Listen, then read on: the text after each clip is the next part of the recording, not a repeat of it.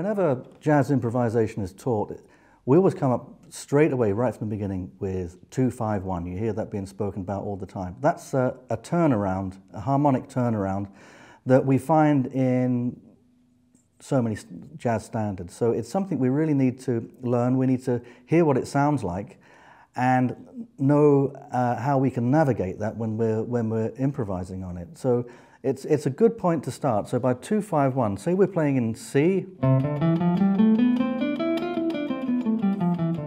Okay, so the 2 would be D, the 5 is G, and the 1 is C. There we go. If we harmonize that, we've got D minor, say D minor 7th, G 7th, C. That's what a turnaround sounds like.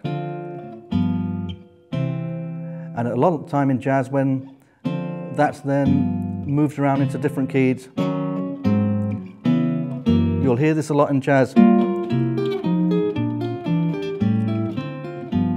That's the sound we got. Remember, very early in the curriculum, I'm talking to you about all the intervals, and if you play them over and over again, you get to hear what they sound like. And in the same way with this, that's what a 2-5-1 sounds like. And it's not something that's exclusive to jazz, because you hear it in everything from nursery rhymes to choral music, classical music, 2-5-1. So it's not something that is exclusive to jazz by any means. So we have this D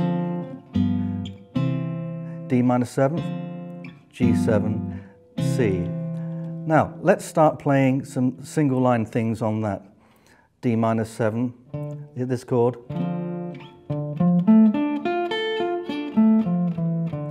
To a G, to a C.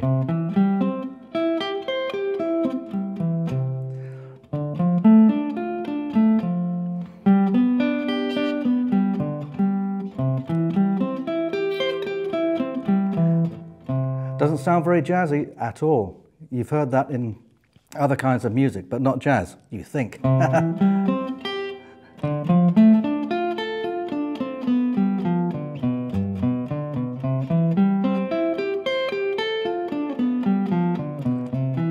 That's a 2-5-1, not played very straight, not in the jazz style at all. So we can look at this now. We can play, well, how do I play around when someone's playing, when that's being played at tempo?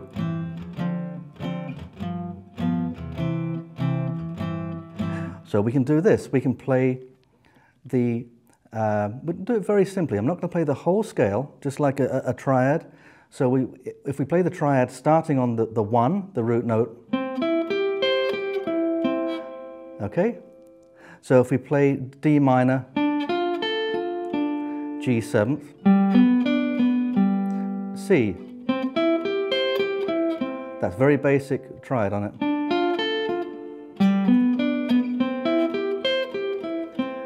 And we're basing that on the root note, so of C.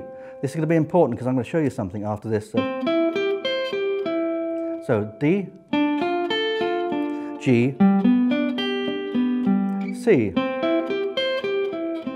Now we can do the same thing. Instead of starting on the root note, let's start on the 3rd. What does that sound like? All right, the 3rd of the D minor.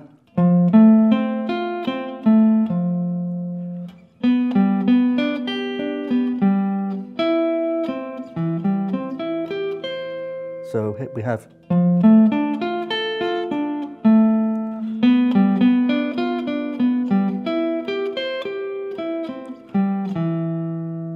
that's based on the 3rd. We can start on the 5th of each chord. So in D minor, we'd start on an A. On G 7th, we'd start on a D.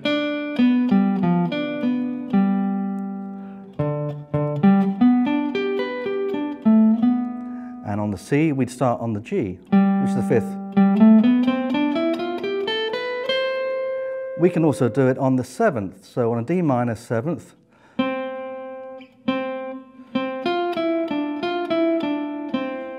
and the 7th of G,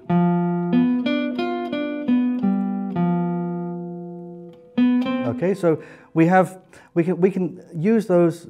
When you're thinking of these chords, don't think of the whole scale.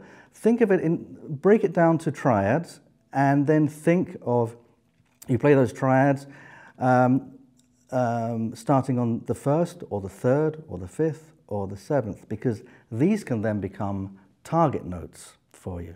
So what happens here, when we have target notes,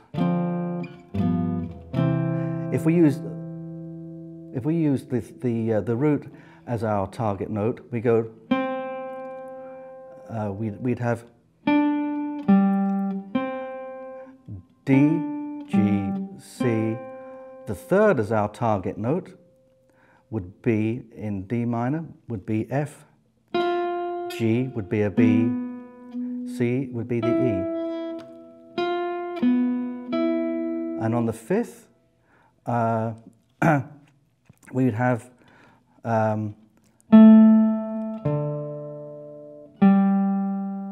okay, on the seventh, we would have, if we're playing a major seventh, say on the C. So thinking of those chords, but then breaking it down to the triads and thinking in terms of target notes. So when you think, well, I know it's a D minor seventh, G seventh to a C, you can get really fuddled. This is when the fear factor comes in, because you think, oh, D minor, G seventh to C. And you don't have to play all those notes. You can just play, you can just target one note out of each chord when you're improvising. So what I'm going to do now is I've recorded a backing track, and I'm going to play some of these things and then start moving along as we go.